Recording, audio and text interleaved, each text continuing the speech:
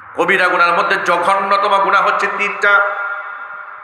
এক নাম্বার হচ্ছে আল ইশরাকু বিল্লাহ, আল্লাহর সাথে শরীক স্থাপন করা। দ্বিতীয় নাম্বার হচ্ছে উকুকুল ওয়ালিদাইনি, পিতা মাতার নাফরমানি করা।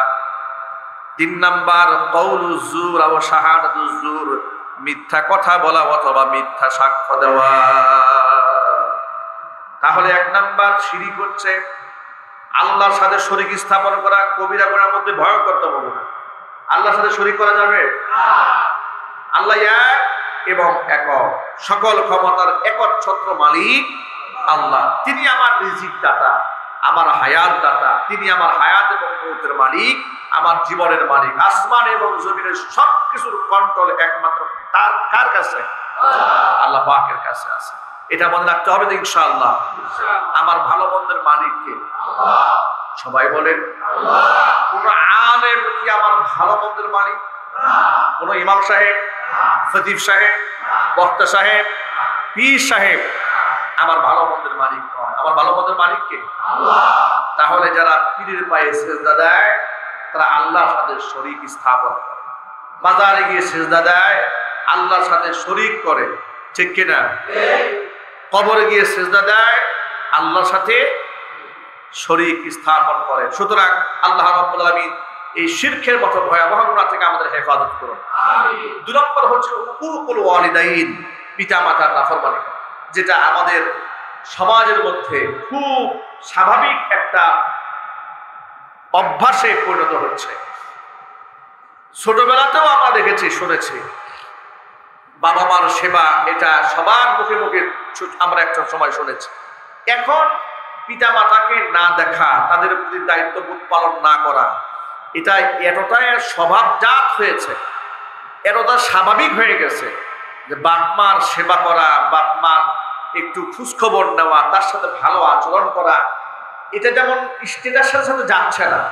মানে আধুনিক হতে গেলে তাকে বাপ মা ছাড়া সংসার করতে হবে, বাপ মার সেবা করতে হবে না, বাপ মাকে গ্রামে রাখতে হবে, আর নিজে শহরে ফিটফাট জীবনযাপন করতে হবে। এমন একটা মানসিকতা এই সমাজের মধ্যে আসছে না? কোনো সুযোগ নেই। আমি আপনি যতই নামাজ কালাম করুন, আমি আপনি আল্লাহর রাস্তায় যতই দান সদকা করি, যদি আমার পিতা মাতার মনে আমি কষ্ট দিয়ে থাকি, আঘাত দিয়ে থাকি, তাহলে আমার এই ইবাদতের কোনো মূল্য নাই, নামাজের কোনো মূল্য নাই। এই কথাটা কি মনে থাকবে না ইনশাআল্লাহ ভাই? আজকে চিন্তা করেন, আমরা ইয়াং আছি, আমাদের বাপ মা বৃদ্ধ হয়ে গেছে। একটা সময় কিন্তু আমরাও বৃদ্ধ হব, আমাদের সন্তানরা আমাদের কাছ থেকে সেই আদর্শ শিখবে, ঠিক না? আমি আমার বাপ মার সাথে কি আচরণ করছি, আমার শিশু সন্তানরা দেখছে, দেখছে না? আমার সন্তান দেখছে আমি আমার বাপ মার সাথে কি আচরণ করছি। কামা তাদিনু তুদানু, যেমন কর্ম তেমন ফল। আমি আমার বাপ মার সাথে যে আচরণ করেছি, আমার সন্তানকে যতই আদর করি না কেন, আমি এর থেকে আমার সন্তানের কাছ থেকে ভালো আচরণ আশা করতে পারি না। যাদের বাবা মা বেঁচে আছেন, আল্লাহ যেন হায়াতে তৈয়্যিবা দান করেন। আমিন। যাদের বাবা মা দুনিয়া থেকে চলে গেছে, জান্নাতুল ফিরদাউসের সুউচ্চ মাকাম আল্লাহ পাক দান করেন। আমিন। বাবা মার জন্য নিয়মিত আল্লাহর কাছে দোয়া করতে হবে, পারবো না ইনশাআল্লাহ? ছোট্ট করে বলে দিচ্ছি, বাবা মা শুধুমাত্র অনইসলামিক আদেশ, শরীয়তের খেলাফ আদেশ মান্য করা যাবে না। আমি আবার বলছি, আল্লাহ নারাজ হন, ইসলামী শরীয়ত লঙ্ঘিত হয়, এমন কোনো কাজে বাবা মার আদেশ মান্য করা যাবে না। এছাড়া বাবা মার সকল বৈধ আদেশ সন্তানকে পালন করতে হবে। কারণ আল্লাহর সন্তুষ্টি হচ্ছে বান্দার কাছে সবচাইতে বড় প্রাধান্য। আল্লাহর সন্তুষ্টি, কার সন্তুষ্টি? দুনিয়াতে এসেছি আল্লাহর দাসত্ব, আল্লাহর গোলামি করার জন্য। কিন্তু আল্লাহকে নারাজ করে পৃথিবীর কোনো মানুষকে খুশি করার বিধান ইসলামে নাই, আছে নাকি? লা তাআতা লিমাখলুকিন ফি মাসিয়াতিল খালিক। আল্লাহকে কষ্ট দিয়ে, আল্লাহর নাফরমানি করে বান্দার আনুগত্য করা জায়েজ নাই, বান্দার আনুগত্য করা যাবে না। এই ব্যাপারে কোরআন মাজিদের সূরা আনকাবুতের ৮ নম্বর আয়াত আল্লাহ সুবহানাহু ওয়া তাআলা নাযিল করেছেন পৃথিবীতে। আয়াতের মূল প্রতিপাদ্য বিষয় ছিল নবী করিম সাল্লাল্লাহু আলাইহি ওয়াসাল্লামের সাহাবী, বিখ্যাত সাহাবী জান্নাতের সুসংবাদ প্রাপ্ত সাহাবী সাদ বিন আবি ওয়াক্কাস রাদিয়াল্লাহু তাআলা আনহু। আপনারা কি নাম শুনেছেন? সাদ বিন আবি ওয়াক্কাস রাদিয়াল্লাহু তাআলা আনহুর নাম কারা কারা শুনেছেন? হাত দেখি তো। মাশাআল্লাহ, হাত নামা। তিনি আশরায়ে মুবাশশারা, জান্নাতের সুসংবাদ প্রাপ্ত 10 জনের একজন, সাদ বিন আবি ওয়াক্কাস রাদিয়াল্লাহু তাআলা। তার মায়ের নাম ছিল হিবনা বিনতে আবি সুফিয়ান। এই হিবনা বিনতে আবি সুফিয়ান মুশরিকা ছিলেন, মূর্তি পূজারী ছিলেন। ছেলে সাদ বিন আবি ওয়াক্কাস তিনি যখন কালিমা পড়ে মুসলমান হয়েছেন, প্রথম সারির মুসলমান, তার মা যখন শুনেছে যে ছেলে মুসলমান হয়ে গেছে, ছেলেকে ডেকে এনে বলছে, মা বলছে, আচ্ছা তুমি তো বাপ দাদার ধর্ম ছেড়ে দিয়া ইসলাম ধর্ম গ্রহণ করেছো? বলে হ্যাঁ করেছি। তুমি কি তোমার কোরআন মানো? বলে হ্যাঁ মানি। তোমার কোরআনেই কিন্তু লেখা আছে বাপ মার সেবা করতে হবে, বাপ মার কথা মানতে হবে। বলে হ্যাঁ, এটা লেখা আছে। যদি তাই হয়ে থাকে তাহলে আমি তোমার মা তোমাকে হুকুম করছি এই মুহূর্তে তোমাকে কালিমা ছাড়তে হবে। কথা বুঝতে পেরেছেন? কি কৌশলে তাকে ধরেছে। তুমি কোরআন মানো? বলে হ্যাঁ মানে। তোমার কোরআনেই লেখা আছে বাপ মার কথা মানতে হবে? হ্যাঁ সেটা আছে। তাই যদি হয়ে থাকে আমি মা হয়ে তোমাকে নির্দেশ দিচ্ছি তুমি কালিমা ছাড়ো, তুমি আবার পূর্বে ধর্মে ফিরে আসো। আর সাদ বিন আবি ওয়াক্কাস ছিলেন একেবারে মায়ের প্রতি খুব অনুগত, ইসলাম ধর্ম গ্রহণ করার আগে থেকেই। মা যখন এমন কথা বলেছে, সাদ বিন আবি ওয়াক্কাস রাদিয়াল্লাহু তাআলা আনহু নবী করিম সাল্লাল্লাহু আলাইহি সাল্লামের কাছে বিষয়টি আলোচনা করে, ইয়া রাসূলুল্লাহ, আমার মা এমন কঠিন কথা আমাকে বলেছে, আমি এখন কি করব? এমন কি সাদ বিন আবি ওয়াক্কাস রাদিয়াল্লাহু তাআলা আনহু মা সাদকে ডেকে বলেছে, তুমি যদি ধর্মান্তরিত না হও, কালিমা যদি না ছাড়ো, তাহলে এখন থেকে আমি অনশন ধর্মঘট চালু করলাম। আমি আজকে থেকে না খেয়ে থাকবো, কোনো খাবারও খাবো না, পানিও আমি পান করবো না। তুমি কি পারবে? তোমার এত আদরের মা, তোমার এত শ্রদ্ধাশীল মা, তোমার কলিজার টুকরা মা, তোমার চোখের সামনে পানাহার না করে, খাবার না খেয়ে, তিল তিল করে ঢুকে ঢুকে কষ্ট পেয়ে মারা যাবে, এই দৃশ্য তুমি দেখে সহ্য করতে পারবে? তাকে মেন্টালি প্রেসার ক্রিয়েট করেছে, খুব হিট করেছে তাকে। সাদ বিন আবি ওয়াক্কাস রাদিয়াল্লাহু তাআলা আনহু সবার করলেন যে আল্লাহর পক্ষ থেকে আল্লাহ কি ফয়সালা করে। নবী করিম সাল্লাল্লাহু আলাইহি সাল্লামের কাছে বিষয়টি জানাবার পর আল্লাহর হাবিব রাহমাতুল লিল আলামিন অপেক্ষায় ছিলেন আল্লাহর পক্ষ থেকে কোনো ফয়সালা আসে নাকি। কোরআন মাজিদ আল্লাহ সুবহানাহু ওয়া তাআলা আয়াত নাযিল করে দিয়েছেন, ওয়া ওয়াসাইনাল ইনসানা বিওয়ালিদাইহি হুসনা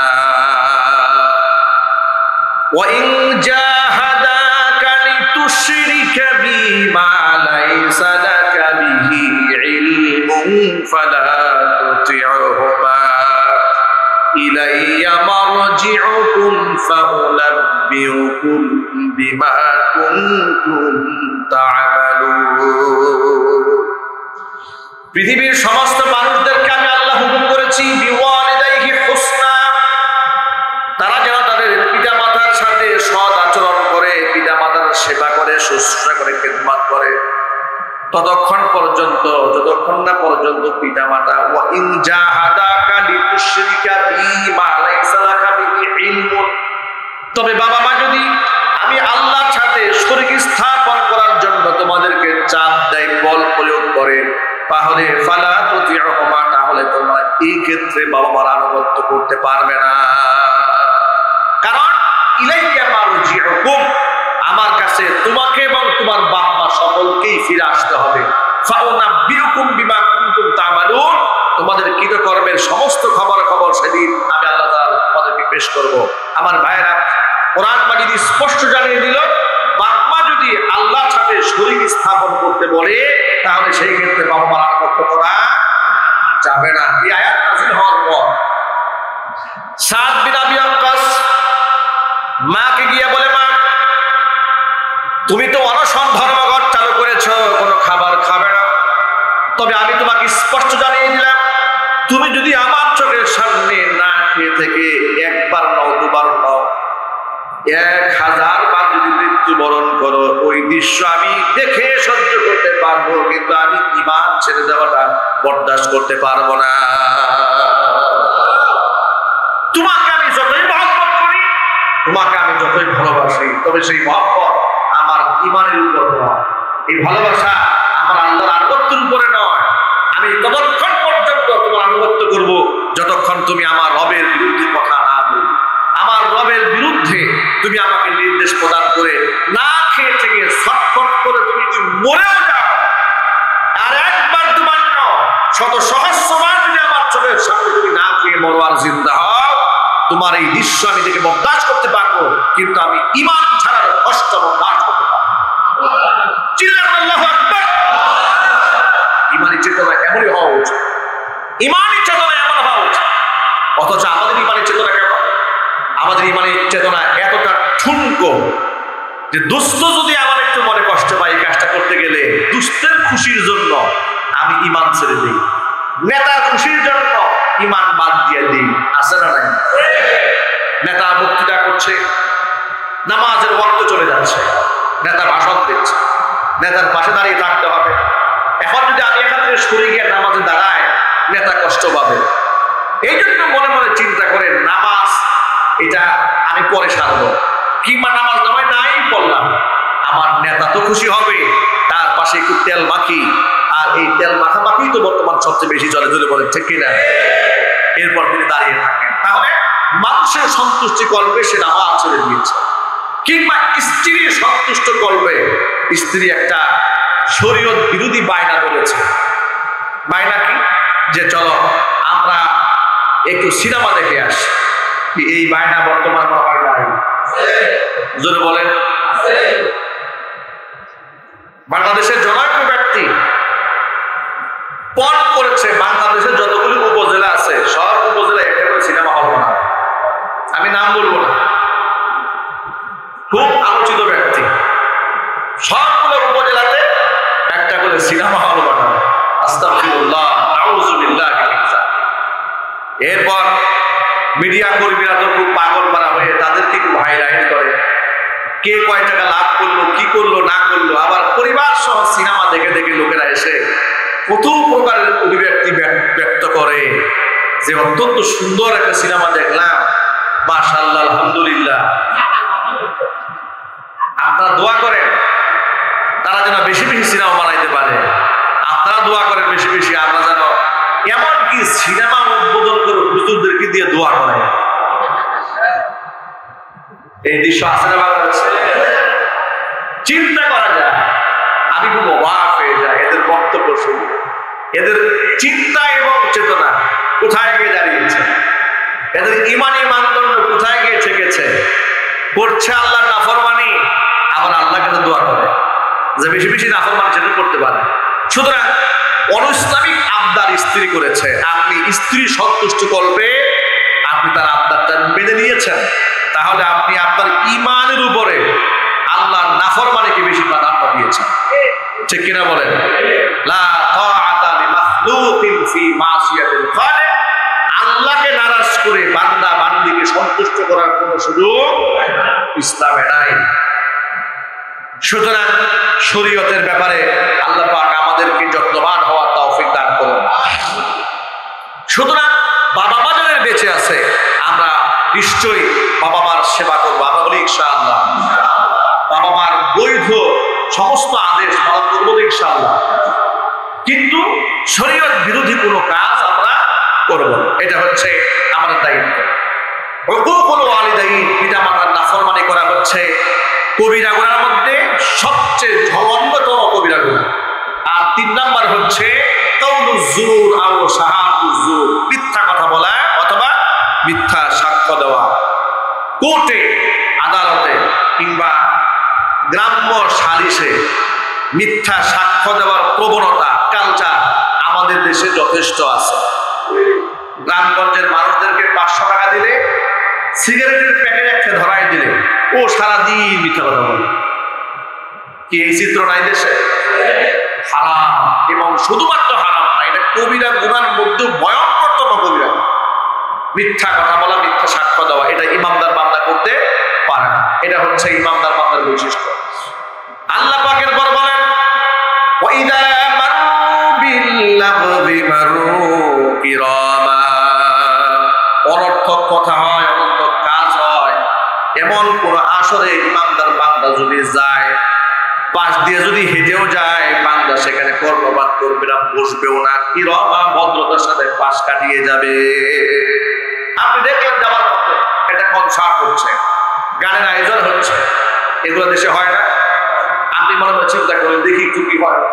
কিংবা রাস্তাঘাটে ফুটপাতের হকাররা বানর নিয়ে খেলা দেখায় কিনা? আর হকারদের মুখের ভাষা এমন চাটুকর, এত সুন্দর করে সাজায় গুছায় মিথ্যা কথা বলে, সত্য কথাও বেশি বলতে পারবো না, ঠিক না বলে? 10 টাকা 20 টাকা 50 টাকা দিয়া ক্যান্সার থেকে শুরু করে সকল রোগের মহৌষধ দিচ্ছে। গার্মেন্টসের শ্রমিক ভাইরা মনে মনে চিন্তা করে দামি দামি ওষুধ খায় লাভ নাই, কবিরাজ যে বক্তব্য দিছে এটা যদি কাজ না হয় তো 14 গোষ্ঠী কপাল খারাপ। এরপরে উনি দাঁড়ায় আসে না কিনছে, কিন্তু যা ওষুধ যা ছিল আগের মতোই আছে। আবার কাছে তার কাছে গিয়া কি ওষুধ দিলেন? ভাই ভাই আপনি কি ভক্তি দিয়ে খাইছিলেন? খাইছি তো, মনে মনে একটু কে দিচ্ছে যায় না, এবার গেছিল তো, এই জন্য কাজ করেন। ভাই ভক্তিতেই মুক্তি, ভক্তিতে কি মুক্তি সাইডবোর্ড লাগাই দিয়েছে। তাই এই ওষুধ খাওয়ার পরে যদি কারো ভালো না হয়, বোঝা গেল বিশ্বাস নাই। এখন তার মনের মধ্যে সংশয় ঢুকছে, আসলে মনে হয় আমি মনে হয় একটু ওয়াসওয়াসা নিয়ে গিয়েছিলাম।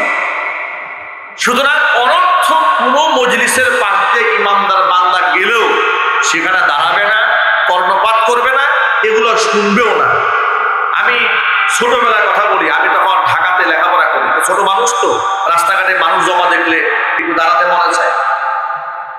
ঢাকা থেকে আসার সময় কোন একটা জায়গায়, এখন জায়গার নামটা পড়ে, ঢাকা থেকে তখন আমরা আসতেছিলাম, সম্ভবত এয়ারপোর্ট এলাকা হবে, সেখানে কোনো কারণে গাড়ি দাঁড়িয়েছে।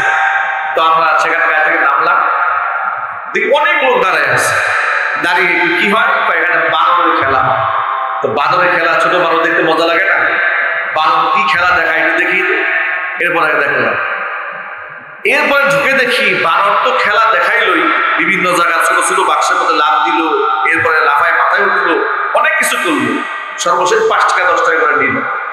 নেওয়ার পরে এরপরে উনি ঘোষণা করলো যে এখন আমাদের এই বানর সাহেব সবার হাত দেখবে, তার ভাগ্যে কি আছে এটা বানর বলে দিল। বানরের কাছে হাত দেখাবার জন্য লাইন ধরে কয়েক বসে গেছে। নাউজুবিল্লাহ বলবেন না? চিন্তা করে দেখেন, আমি এখন বড় হওয়ার পরে মনে মনে ভাবতেছি যে এটা কি দেখলাম। বানরের কাছে যারা এই সমস্ত উপযুক্ত লোকের হাত বাড়িয়ে দিয়েছে, যে বানর ভাগ্য বলে দেবে যে এর কপালে কি আছে, ওর কপালে কি আছে। আচ্ছা, যে এত মানুষের ভাগ্য দেখে, ওর নিজের ভাগ্য দেখে না একটু? ও যে বানর খেলা দেখাচ্ছে, বানর কেন ওর ভাগ্যে একটু পরিবর্তন করে দেয় না? এগুলো হচ্ছে মানুষকে ধোঁকা দিয়ে বোকা বানাবার যত কাজ, এগুলো আমাদের সমাজের মধ্যে চলছে। সুতরাং আল্লাহ পাক যেন এই ধরনের শিরকি বিশ্বাস থেকে আমাদের ঈমানকে হেফাজত করে। আপনারা বলেন যখন এই ধরনের কোনো মজলিসের পাশ দিয়ে বান্দা যাবে, নাচ গানের অনুষ্ঠান হোক, আর এই ধরনের গীবতের অনুষ্ঠান হোক, কিংবা এমনিতেই কোনো কাজ হচ্ছে, এখানে ঈমানদার বান্দা দাঁড়াবে না। এক্ষেত্রে প্রসঙ্গক্রমে আরেকটা কথা আপনাদেরকে বলে দিচ্ছি, আমাদের দেশে বিবাহ শাদীর অনুষ্ঠান যেগুলো হয়, অলিমা অনুষ্ঠান বলেন, বউ ভাগ বলেন, যাই বলেন না কেন, এই অলিমা অনুষ্ঠানে অনেক জায়গায় নারী পুরুষের পার্টিশন ব্যবস্থা থাকে না, আলাদা করে বসার ব্যবস্থা থাকে না। এরকম হয় কি না? না হয় না? আপনি একটা হল ভাড়া করেছেন, আপনি সেখানে গেলেন, যার পরে গিয়ে দেখলেন পুরুষ মহিলার কোনো ভেদাভেদ নেই, সব একাকার হয়ে গেছে।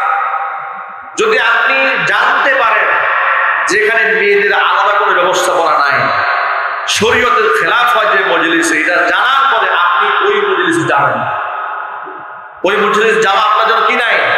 জায়েজ নাই। সবাই বলেন কি নাই? জায়েজ নাই। আর এই ধরনের অনুষ্ঠান করাও জায়েজ নাই। কথাটা মনে থাকবে ইনশাআল্লাহ? বলেন ইনশাআল্লাহ। কি এই ধরনের অনুষ্ঠান করে যারা ওই যে হোটেলের ক্যাশিয়ারের মতো একটা ডেস্ক দিয়া ক্যাশিয়ার বসায় রাখে যে কে কয় টাকা দিয়েছে, 14 নাম লেখো, এরপর হিসাব করে বসায় রাখো।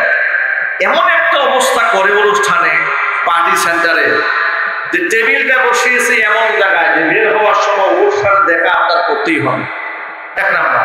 2 নাম্বার হচ্ছে যে আপনার টুথপিকটা রাখে ওই টেবিলের উপরে, কিংবা আপনি যে টিস্যু দিয়ে হাতটা মুছবেন ওটা রাখছে ওই টেবিলের উপরে। আপনি টিস্যু নিতে যাবেন, নেওয়ার সময় আপনি দিবি পাততে, আমি যদি এই মুহূর্তে এখানে কিছু টাকা না দিই তাতে অবস্থা খারাপ হয়ে গেল। এই ব্যবস্থা মনে হয় গাজীপুরে কোথাও হয় না, হয় নাকি? করবেন না, এগুলো জায়েজ না, এগুলো সব কুসংস্কার। এগুলা কি কুসংস্কার? আপনি ওলিমা করেন, আপনি বৌভাত করেন, আপনার সামর্থ্য মোতাবেক আপনি করবেন, শরীয়তের গণ্ডির মধ্যে আপনি করবেন। হ্যাঁ, কেউ যদি মন খুশি আপনি তো টেবিলও বসান নাই, চেয়ারও বসান নাই, এমনিতেই বউকে বৌমাকে আপনার ছেলেকে কিছু হাতিয়ে দিয়ে যায়, সেটা ভিন্ন কথা। কিন্তু আপনি লালায়িত হবেন, প্ল্যান প্রোগ্রাম করবেন যে 5 লাখ টাকা খরচ করবো, 12 লাখ টাকা তো নিশ্চয়ই আসবে। এই চেতনা নিয়ে অনুষ্ঠান করে, এটা কি জায়েজ হবে? চিলামন জায়েজ হবে? অনেক গরিব মানুষরা আপনার দাওয়াতে আসেও না, চিন্তা করে আমি টাকা দেবো কোত্থেকে। আল্লাহ পাক যেন আমাদের সকলকে হেফাজত করেন।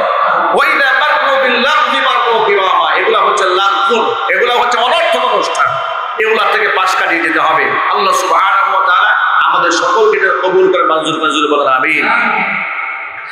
এরপর আল্লাহ রাব্বুল আমিন বলছেন, والذين يقولون ربنا هب لنا من أزواجنا وذرياتنا قرة أعين واجعلنا للمتقين إماما। আমি আল্লাহর কাছে এইভাবে দোয়া করে বলে, রব্বানা হাব লানা মিন আজওয়াজিনা ওয়া যুররিয়াতিনা কুররাতা আয়ুন। আল্লাহ তাআলা, তুমি আমার স্ত্রী, সন্তান, পরিবার পরিজনকে এমন আচরণের অধিকারী বানায় দাও যাদের দেখা মাত্র আমাদের চক্ষুটা শীতল হয়ে যায়। জোরে কোন আমিন। কুররাতা আয়ুন, চোখের শীতলতা। দেখুন, সন্তানদেরকে শুধুমাত্র উপদেশ দিয়েই ভালো বানানো যাবে না, কোরআন হাদিস পড়িয়েই ভালো বানানো যাবে না, ভালো পরিবেশে পাঠালেই সন্তান ভালো হবে তাও নয়। আচ্ছা, আলেমের ঘরে জালেম হয় না? কথা বলে, জালেমের ঘরে আলেম হয় না? হয় কি না? হয়। শুধুমাত্র পরিবেশগত পেল আর আল্লাহর ওলি হয়ে গেল বিষয়টি কিন্তু তা নয়। আপনি সন্তানকে মাদ্রাসায় দিয়েছেন, দেওয়ার পরেও আপনার সন্তান অমানুষ হয়ে যেতে পারে, ঠিক কিনা? আপনার সন্তানকে ইউনিভার্সিটি পাঠিয়ে দিয়েছেন, হতেও পারে কোন আল্লাহর ওলির সোহবতে সে আল্লাহর ওলিও হয়ে যেতে পারে। সেই ক্ষেত্রে করণীয় কি? আল্লাহর কাছে দোয়া। কার কাছে দোয়া করতে হবে? ভালো পরিবেশে। এর মানে এটা নয় তাহলে কি আমি সন্তানকে দেব না, অবশ্যই দেবে। দেওয়ার পরেও বিশ্বাস রাখবেন আল্লাহর উপর, আস্থা রাখবেন আল্লাহর উপরে, সাহায্য চাবেন আল্লাহর কাছে যে আল্লাহ হাবলানা মিন আজওয়াজিনা ওয়া যুররিয়াতিনা কুররাতা আয়ুন। আল্লাহ, আমার স্ত্রী, পরিবার, পরিজন এগুলো আমাদের চোখের শীতলতা বানাও। দেখেন, বউয়ের ব্যাপারে হাজারো অভিযোগ স্বামীদের থাকে না? বউ আমার কথা শুনে না, বউ আমার কথা মানে না, বউ আমল তেমন চলে, স্ত্রী আমার পারমিশন ঘরের বাহিরে যায়, হাজারো অভিযোগ। একটু আয়নার সামনে দাঁড়িয়ে বলুন তো, আপনি আপনার স্ত্রীর জন্য কয়দিন আল্লাহর কাছে দোয়া করেছেন? কয়দিন দোয়া করেছেন যে আল্লাহ আমার স্ত্রীকে তুমি সৎ বানায় দাও, নেককার বানাও, ইমানদার বানাও। আল্লাহ আমার সন্তানটা আমার, আল্লাহ তোমার সাহায্য চাই, আমার সন্তানকে একটু ভালো বানাও। আপনি ভালো করে নিজের বিবেককে প্রশ্ন করে দেখবেন যে না, আপনি দোয়া করে করেন না। বাস্তবতা আসছে না নাই বলেন? আচ্ছা, আপনারা বলেন, নবীর সন্তান ভালো হবে এটা কি স্বাভাবিক না অস্বাভাবিক? এরপরে নবীরা আল্লাহর কাছে তো কি দোয়া করেছেন জানেন? রব্বি হাবলি মিনাস সালিহিন, আল্লাহ নেককার সন্তান দান করেন। সুবহানাল্লাহ বলেন। আচ্ছা, নবীদের এই দোয়া করার দরকার কি? নবীদের এই দোয়া করার দরকার কি? নবীরা তো মনে মনে ভাবতে পারতেন আমার সন্তান, নবীর সন্তান অবশ্যই নবী হবে, নবীর সন্তান অবশ্যই নবী না হলেও আল্লাহর ওলি হবে না। নবীরা জানতেন যে নবীর ঘর থেকেও অনেক নাফরমান সৃষ্টি হয়েছে, ঠিক কিনা বলেন? নূহ আলাইহিস সালাতু ওয়াস সালামের ছেলে কেনান ধ্বংস হয়ে গিয়েছে, লূত আলাইহিস সালাতু ওয়াস সালামের স্ত্রী ধ্বংস হয়ে গিয়েছে, ইব্রাহিম আলাইহিস সালাতু ওয়াস সালামের বাবা মুশরিক অবস্থায় দুনিয়া ছেড়ে চলে গেছে, নবীর বাবা। সুতরাং আমাদের এখান থেকে বড় শিক্ষা হচ্ছে আল্লাহর কাছে সবসময় উনাদের করে কাঁদতে হবে। রব্বি হাবলি মিনাস সালিহিন, রব্বানা হাব লানা মিন আজওয়াজিনা ওয়া যুররিয়াতিনা কুররাতা আয়ুন। আল্লাহ, আমার স্ত্রী, পরিবার, পরিজন, সন্তানদের আচরণ দেখে যেন আমার চোখটা ঠান্ডা হয়ে যায়, কলিজা শীতল হয়ে যায়, এমন স্ত্রী, সন্তান, বংশধর আল্লাহ তুমি আমাকে দান করো। জোরে করে আমিন। ওয়াজআলনা লিল মুত্তাকিনা ইমামা, আল্লাহ ইমানদারদের লিডার বানাও, মুত্তাকিদের লিডার আমাদেরকে বানাও। আল্লাহ যেন আমাদের সকলকে এই দোয়াগুলো বেশি বেশি আল্লাহর কাছে করার তৌফিক দান করে। সকলে বলেন আমিন। আজকে আমাদের আলোচনার মূল প্রতিপাদ্য বিষয় ছিল বান্দাকে সন্তুষ্ট করা বড় কঠিন, আল্লাহকে সন্তুষ্ট করা খুবই সহজ। সুতরাং বান্দার সন্তুষ্টির পিছনে না দৌড়িয়ে আমরা দৌড়াবো কার সন্তুষ্টির পেছনে? আল্লাহর সন্তুষ্টির পেছনে। 2 নাম্বার, বান্দার সাথেও সৎ আচরণ করবো, বান্দার কাছ থেকে প্রাপ্তির আশা করব না। প্রাপ্তির আশা করবো কার কাছ থেকে? আল্লাহর কাছ থেকে। 3 নাম্বার, তওবা করে নিজের সমস্ত আমলনামা জিরো করলেও আল্লাহ জিরো বানাবেন না, গোটা আমলনামা আল্লাহ সুবহানাহু ওয়া তাআলা নেক দিয়ে ভরপুর করে দেবেন। 4 নাম্বার হচ্ছে মিথ্যা সাক্ষ্য দেব না, মিথ্যা কথা বলবো না। 5 নাম্বার হচ্ছে আমরা অনর্থক কোনো মজলিসের পাশ দিয়ে গেলেও আমরা আমাদের সম্ভ্রম নিয়ে, ইজ্জত নিয়ে, সম্মান নিয়ে আমরা পাশ কাটায় যাবো, সেখানে অংশগ্রহণ করবো না। 6 নাম্বার হচ্ছে স্ত্রী সন্তানদের জন্য আমরা এই কথা বলে দোয়া করবো, আল্লাহ আমাদের বংশধরের আচরণ, সন্তানদের আচরণ, স্ত্রীর আচরণ এমন বানিয়ে দাও যা দেখা মাত্র আমাদের চক্ষু শীতল হয়ে যায়। আল্লাহ পাক যেন আমাদের সকলকে এই আমলগুলো করার তৌফিক দান করেন। সকলে জোরে বলুন আমিন। ওয়া আখিরু দাওয়ানা আনিল হামদুলিল্লাহি রাব্বিল আলামিন। ক্বাবলা আল জুমআ 4 রাকাত সুন্নাত নামাজ আদায় করেন মেহেরবানি।